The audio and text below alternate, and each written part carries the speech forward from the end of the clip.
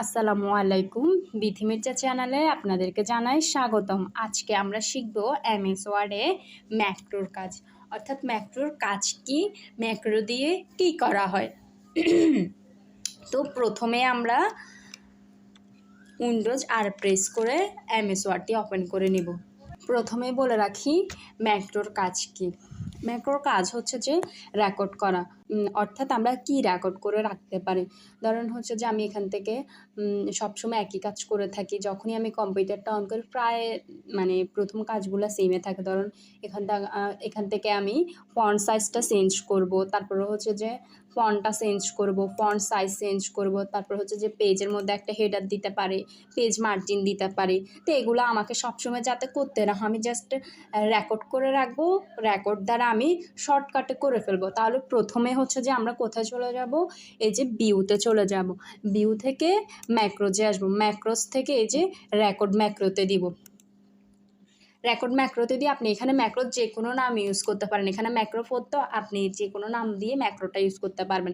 তারপর হচ্ছে যে ম্যাক্রোটা আমরা করবো যে কিবোর্ড কমান্ডের মাধ্যমে। আপনারা চাইলে বাটনের মাধ্যমে করতে পারেন। বাটন যদি অ্যাড করেন তাহলে হচ্ছে এখানে চলে আসবে বাটনগুলো। আর কিবোর্ড দিয়ে আজকে আমরা দেখব। কিবোর্ডে ক্লিক করে তারপর হচ্ছে যে এই যে প্রেস নিউ শর্টকাট কি, এখানে হচ্ছে যে আপনাকে শর্টকাট কি দিবেন, কিবোর্ড থেকে কন্ট্রোল অল্টার 5 দিবেন। আপনারা চাইলে যে কোনো কি দিতে পারবেন, অর্থাৎ ইউনিক কিগুলো দিবেন।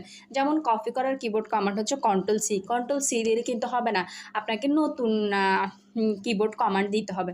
তাহলে এখানে আমি কি দিলাম, অল্টার কন্ট্রোল 5 দিলাম। আপনারা চাইলে আপনাদের মতো করে দিতে পারবেন। এই কিটা মনে রাখবেন। তারপর এখান থেকে অ্যাসাইনে ক্লিক করবেন, অ্যাসাইনে ক্লিক করে কারেন্ট কিতে চলে আসবে, এই যে তারপর এখান থেকে ক্লোজ দিবেন। এখন আপনি যেটা করবেন সেটা রেকর্ড হবে। এই যে দেখেন মাউজের নিচে একটা আইকন চলে আসছে, এটা হচ্ছে ম্যাক্রোর রেকর্ড হচ্ছে। এখন আপনি যা করবেন সব রেকর্ড হবে। তাহলে প্রথমে ধরেন আমরা হোমে চলে যাব, হোমে গিয়ে পেজ সাইজটা চেঞ্জ করবো। ধরেন আমি ফন্ট সাইজটা চেঞ্জ করব, ফন্ট সাইজ হচ্ছে 20 দিলাম। তারপর হচ্ছে যে ফন্ট দিব যে টাইমস নিউ রোমান। তারপর হচ্ছে যে আমি পেজ লেআউটে গিয়ে পেজ একটা বর্ডার দিই। ধরেন আমি এই বর্ডারটা এখান থেকে দিলাম। আপনারা চাইলে আরও কিছু অ্যাড করতে পারবেন। ধরেন আমি পেজের মার্জিনটা ন্যারো করে দিলাম। তারপরে পেজটা দিলাম যে ধরেন পেজ দিব যে A4 পেজ। শেষ করার পর আপনি ভিউতে চলে যাবেন, ভিউ থেকে এই যে ম্যাক্রোজে চলে আসবেন। তারপর হচ্ছে যে স্টপ রেকর্ডিং করে দিবেন।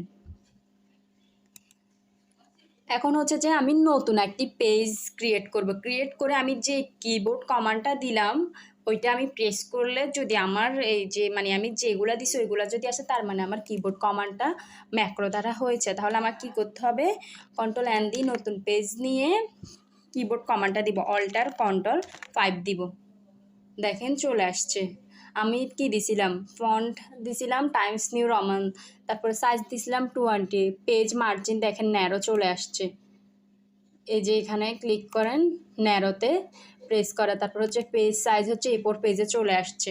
অর্থাৎ জাস্ট আমি কিবোর্ড কমান্ডটা দেওয়ার সাথে সাথে চলে আসছে। যে কাজটা করতে আমার অনেক সময় লাগছে ওইটা জাস্ট আমি কয়েক সেকেন্ডে নিয়ে আসলাম, অর্থাৎ সহজে আমি কাজটা করে ফেললাম। আপনারা চাইলে এভাবে ম্যাক্রোর মাধ্যমে রেকর্ড করে রাখতে পারবেন যে কোনো কাজ কিবোর্ড কমান্ড দিয়ে।